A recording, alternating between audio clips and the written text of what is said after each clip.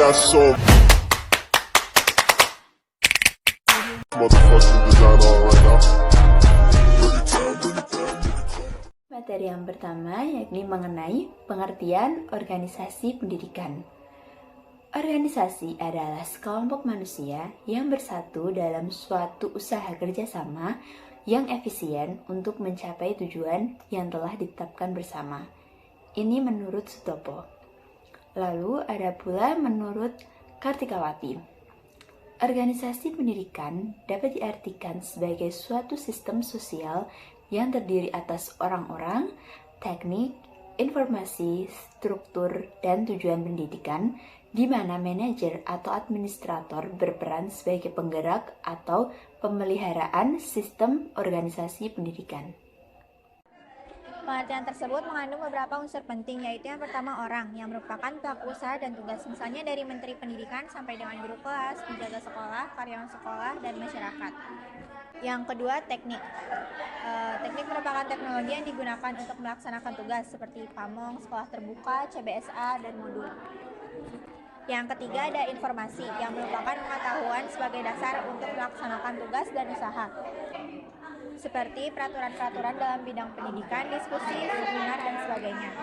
Lalu yang keempat ada struktur, yaitu suatu kerangka atau pola kerja yang ditunjukkan dalam tingkatan kerja, misalnya ada pimpinan, bawahan, pengawas, pemilik, dan sebagainya.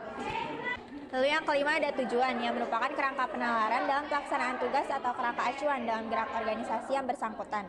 Misalnya, tujuan pendidikan di negara kita mengacu pada pembentukan manusia Indonesia seutuhnya, atau kemajuan sumber daya manusia. Materi yang kedua adalah prinsip organisasi pendidikan.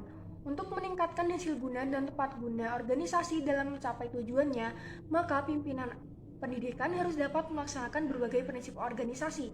Adapun prinsip-prinsip organisasi pendidikan yang dimaksudkan adalah seperti yang disarankan menurut tim MKDK IKIP Semarang. Yang pertama, pelimpahan wewenang. Seorang administrator yang bijaksana akan melimpahkan atau mendelegasikan sebagian wewenangnya kepada bawahan yang dipercayainya dan dirumuskan secara jelas. Yang kedua, manajemen by exception atau manajemen dengan pengecualian. Administrator perlu melimpahkan sebagian kekuasaan dan tanggung jawabnya kepada bawahannya sedemikian rupa, sehingga pengambilan keputusan tentang hal-hal yang pokok saja. Yang ketiga, manajemen by objective atau MBO. Prinsip ini menunjukkan agar manajer selalu berorientasi pada tujuan dalam berbagai pengambilan keputusan. Jadi, tujuan organisasi dijadikan sebagai pedoman dan ukuran keberhasilan dalam mengelola organisasi. Lalu yang keempat ada span of control, division of work. Dalam penyusunan struktur organisasi perlu diidentifikasikan macam dan jumlah pekerjaan. Kemudian diatur pembagian beban kerja yang sepadan sehingga terjadi jalinan kerja yang harmonis. Dan yang kelima ada kesatuan komando. Setelah ada pembagian tugas, pelimpahan wewenang, diperlukan pula adanya kesatuan dalam garis kepemimpinan dan strategi untuk mewujudkan adanya kesatuan tujuan. Yang keenam, kemampuan pejabat. Dalam pemilihan dan penempatan pejabat atau staffing, hendaknya memperhatikan kemampuan dan keahliannya, sehingga dapat diwujudkan pedoman the right man of the right place. Materi yang ketiga, bentuk organisasi pendidikan. Agar organisasi pendidikan berjalan dengan baik, maka perlu ditata berbagai jenis hubungan kerja dalam suatu organisasi pendidikan, baik secara intern maupun secara ekstern.